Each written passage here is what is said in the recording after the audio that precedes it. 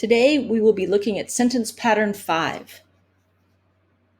From now on, all of our remaining patterns will have transitive action verbs, so the only difference will be what comes after our verb.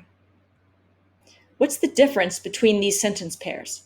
Many verbs can perform multiple functions, so their classification depends on the other words in the sentence. Here you have Kaylin walks the dog. Connor wakes at noon, Connor wakes his older brother. Jamal smiles at his mom, Jamal smiles his approval. This first column is pattern 4, this second pattern 5. If we delete the dog, we've completely changed the meaning of the clause. So the dog must be necessary. Kaylin walks is not the same as Kaylin walks the dog. Clearly, there's a difference between Connor waking and Connor waking his older brother. So brother must be necessary. This third example is not as obvious, but Jamal smiling is not the same as Jamal smiling his approval. But what about these two prep phrases at the end of the pattern 4 sentences? You should remember from the previous lesson that these adverbial modifiers are not crucial to the complete clause, so we can ignore them in determining the pattern.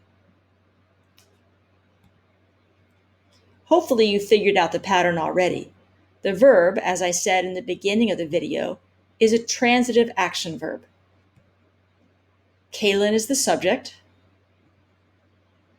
In this pattern, we get a new noun function, the direct object. The direct object answers the question, what? Kaylin walks what? The dog is receiving the action of the verb. Let's go through the same process with the second sentence.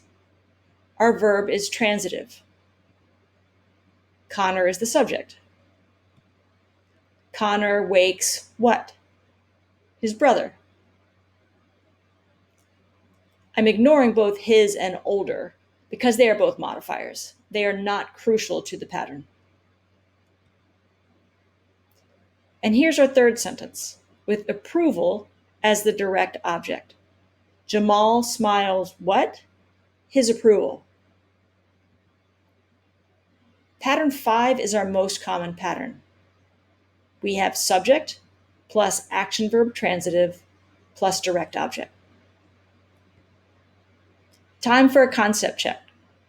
But first, locate one book on the bookshelf behind me that you have read. I worked hard to get those graphics. Pause the video until you have the answer.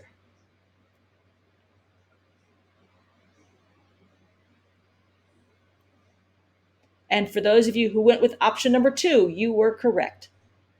Let's test. First, we circle the verb. Then we make sure we have a subject. Decide if this verb is transitive or intransitive. This is actually a verb that can take multiple functions. We saw this one earlier as a linking verb. So actually, when we see it, we need to see if it's a linking verb or if it's a transitive action verb. How do we do that? Well, we see if there's something in the sentence that will answer what. Sydney tastes what? The answer is cake. So we can see the verb is transitive. Then we highlight all parts of the sentence that make up the pattern. But what about those other two sentences? Christina feels bad about the mistake is pattern 3. Feels is a linking verb. Bad is the predicate adjective. Max was coughing during the movie. Was coughing is an intransitive action verb. Was here is just an auxiliary. So this one is pattern 4. That's it for today. See you next time.